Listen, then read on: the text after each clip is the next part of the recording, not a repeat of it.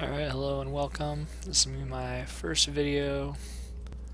It's going to be on how to play AP Ezreal, which undoubtedly you've seen by now, but might not necessarily know how to play, or if you have played it, you might have struggled through it a little bit. I think I played a little bit different than most people play it, but I've had more success than I think a lot of people have had on it. It's not very difficult to play, it is very strong and potent. First of all, you should not be starting Dorn's Ring. Be starting Dorn's Blade and running 80 marks, 80 quintessence, and probably armor yellows and magic resist blues. You'll see why. Basically the entire point of wanting, or not wanting, but of playing AP Ezreal is to get to his mid to late game, which is where he truly starts to shine once he has items and levels and points in his skills. So you'll see for the entire, it's going to be a fairly boring first 8 minutes. We're going to fast forward through most of it, but we'll go over a couple tips on how to farm up with him. Because as you'll see in this, I get borderline LCS farm as a silver player, just utilizing his Q, auto attacks, and smite. Playing Runeglaive at Ezreal, you're going to want to max Q first, if you didn't know.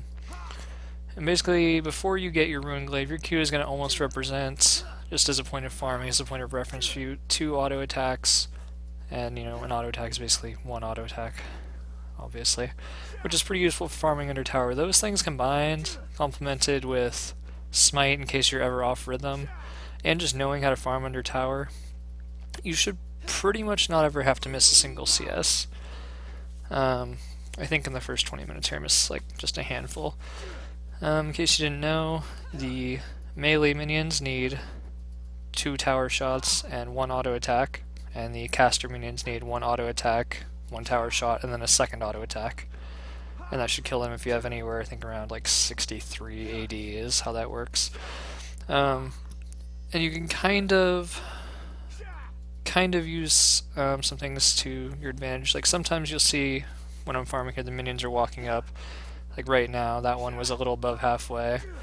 You want to get them to where they're about halfway, because the tower's going to put them down to 1 auto attack after that. But if you don't have time, and it's going to need maybe 2 auto attacks after it takes a shower shot, that's what your Q is for. Farming with the 80 runes makes things incredibly not difficult.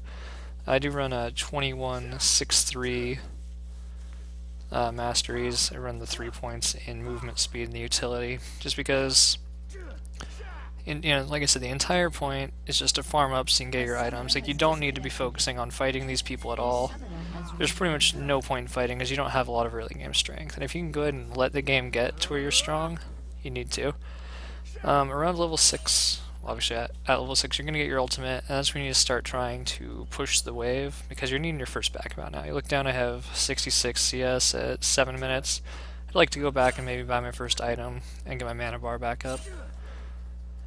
Your mana bar is going to start to be less forgiving to you though, so you need to be pretty potent with your auto attacks and just pushing these things down. But you still don't want to miss any CS. Just pretty much ultimate on cooldown. And there's really not much to say. This is going to go on for a little bit longer. Vehemently ping, because you don't want to be following as Runeglaive Ezreal. You are not... Well, actually, before you're even Runeglaive Ezreal, as AP Ezreal, you do not want to be following a roam. You're not, you don't bring CC to the table. You are 100% skill shot online. Your damage isn't even really that strong yet, especially if you don't have your first back. You see here, I just picked up my entire Runeglaive, or Trailblazer Runeglaive. It's going to allow me to farm really damn proficiently, actually. And it gives you a reasonable damage spike, which is, you'll see here in a little bit, more higher than I expect sometimes. I still sort of forget how good it is. One of the main things it gives you too is your smite is now AoE, which helps you really push waves down faster if you want to.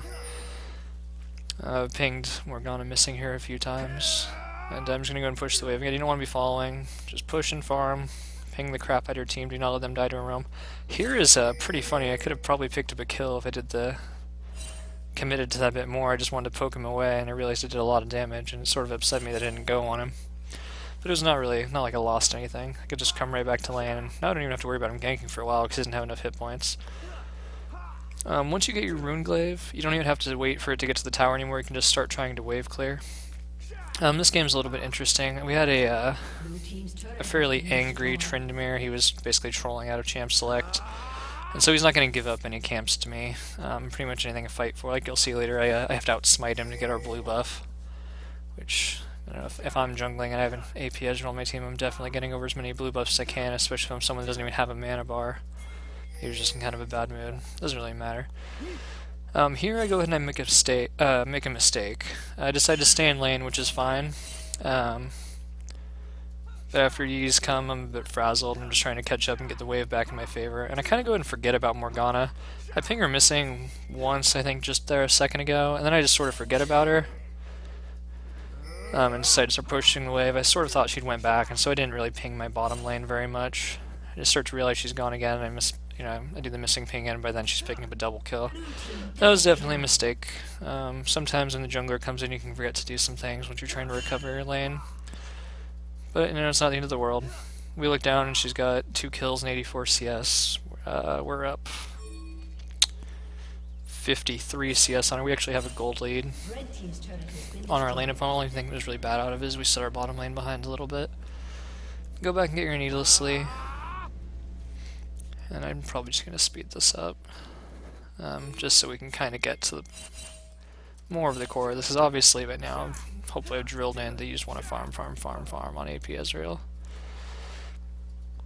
Take these whenever you can. Once again, I had an angry Tryndamere and I wasn't about to fight with him over some crows, but you definitely want to take the Raptor camp whenever you can. It really helps add up to your gold.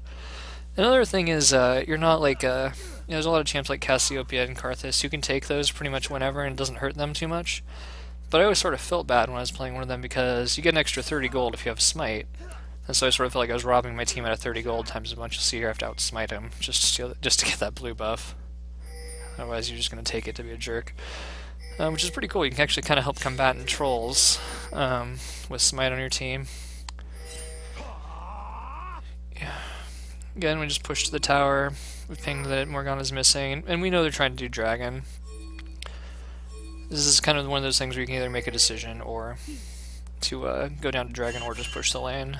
I kind of choose somewhere in the middle. I push to the tower and I sort of look for a spot where I can steal, but we don't have ward control set up over that. So I wasn't able to ultimate steal, which is something you should definitely be looking to do, is try to steal with your ultimate as often as you can.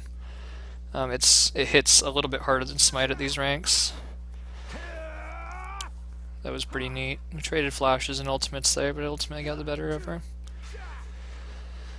And I think finally we got a chance to push this tower over. Oh no, that doesn't happen yet.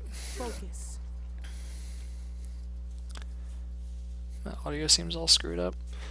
Anyway, this Sport Karma comes in and kind of pushes me out of lane. What a jerk. But as you can see, we look across the scoreboard and we're sitting at 170 CS at 17 minutes. Definitely higher than anyone. Our next closest isn't even really close. It's our own top laner at 120 or so. Which is great because then you look down at the board and we have, tier 1 boots and 1.5 completed items, and no one else is even close. I mean, the next closest is Shyvana's got tier 2 boots and a completed and a half item. She's in the same spot basically, but she also has a kill. And it's just great. Like, people really don't understand the value of farm, I don't think, until they see it add up in items. I don't think I'm going to try and use the word farm again for the rest of this video.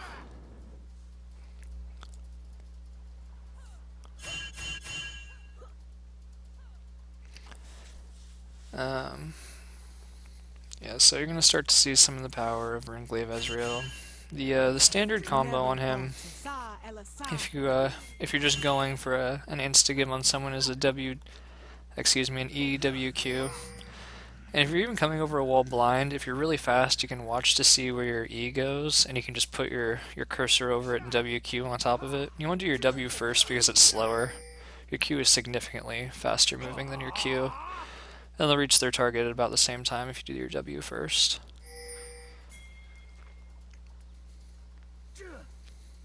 I think here finally end up taking the tower. I do let Nautilus proc his Targon's a few times, which slowed things down, but it wasn't the end of the world. Teleport comes in here and I put in a clinic on how to whiff skill shots. You definitely want to practice your skill shots if you're whiffing. I'm actually usually pretty great at them, but I managed to whiff all of them right there, like a boss.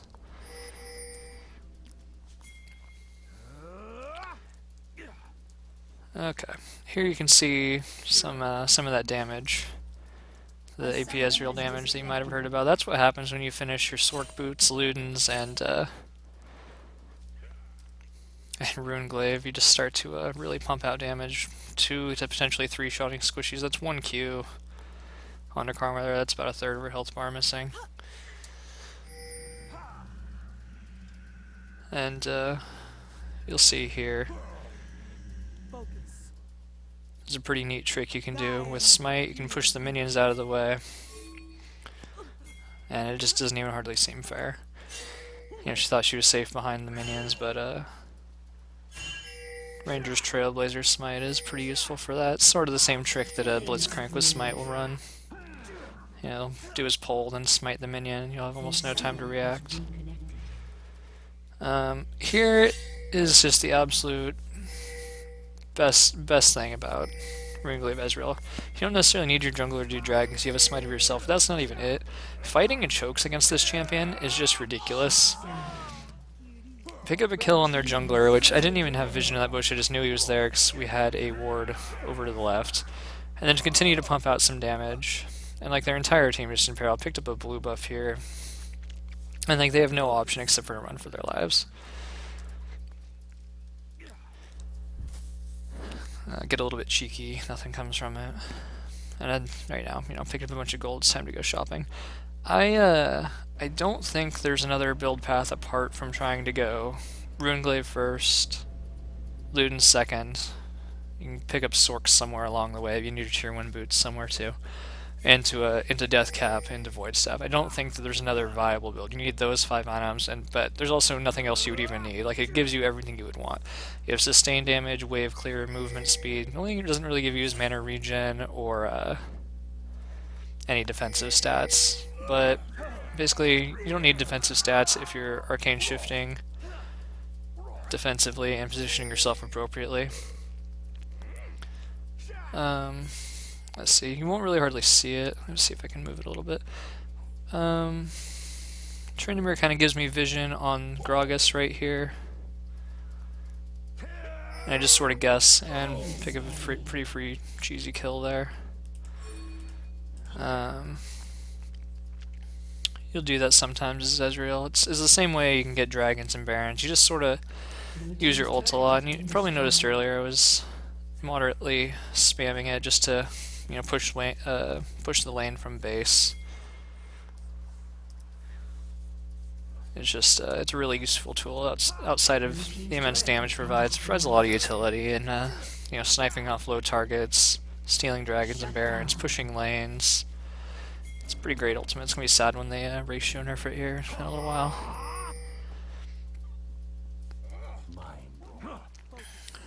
Okay. Wow. Yeah, I have to back that one up. Actually, that's just that's what happens when you finish your death cap. Wow, we're way back. I was even surprised when that happened.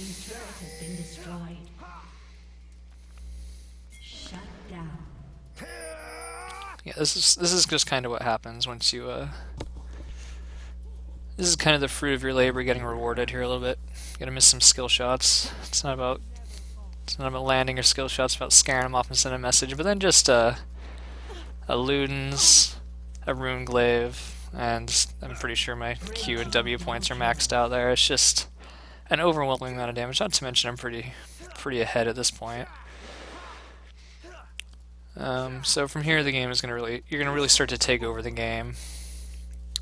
If you're the kind of player that likes to be able to take over games at a certain point, if they allow you to get strong, this is a good champion to play. If you don't want to have to rely too heavily on oh, this is a funny thing that our ward there couldn't see their pink. If you don't want to rely too heavily on having teammates and you like to play champs that can actually carry somewhat on their own, this is definitely a good champ to try out. This is another thing that's so great about him. I I was pretty much in the wrong there. I walked around a corner with way too low of HP. But the mobility is just pretty overwhelming. Their mobility is quite key in this game. Playing champions with low mobility is tough right now, and that was able to keep me alive there. Yeah, as you can see, I've got the those 4 items I was talking about. There's really no reason not to have those ones, and then pick up Void Staff as a next to start getting the undoubtedly resistances they're going to start building against you. You can see Yi on the other team is actually picking up an early, I assume it's going to be a Spear Visage. And Lucian has even started building some MR. Not much, but a little bit. At quite an early stage in the game.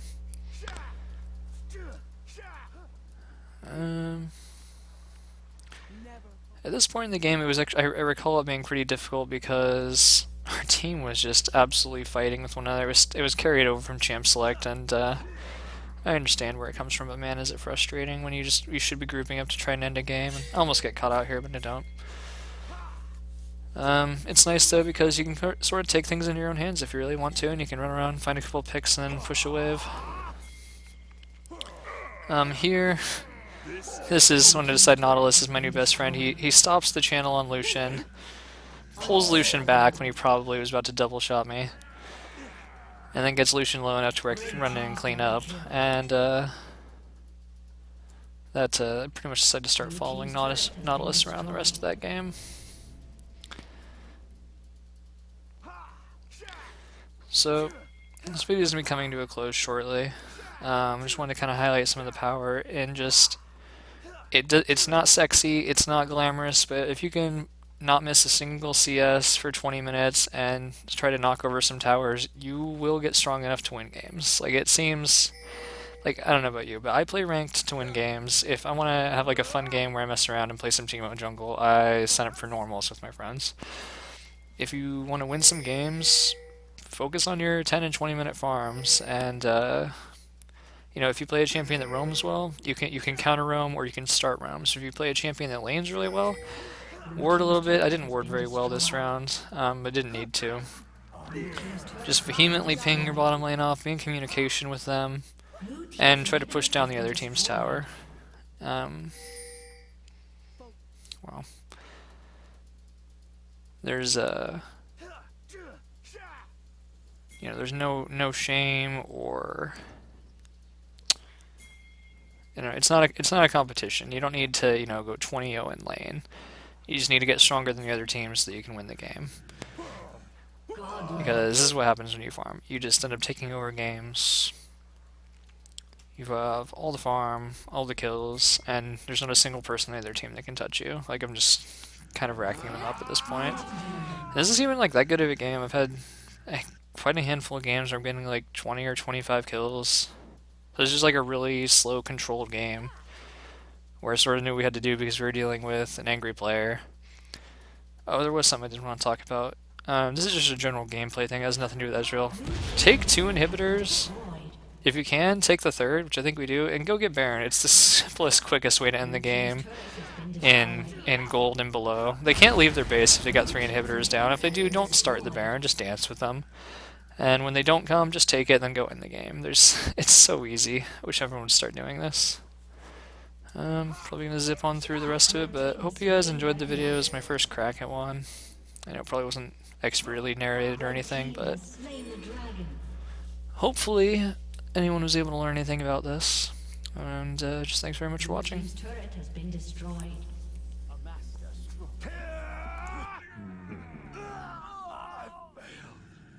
Legendary. Blue team's turret has been destroyed.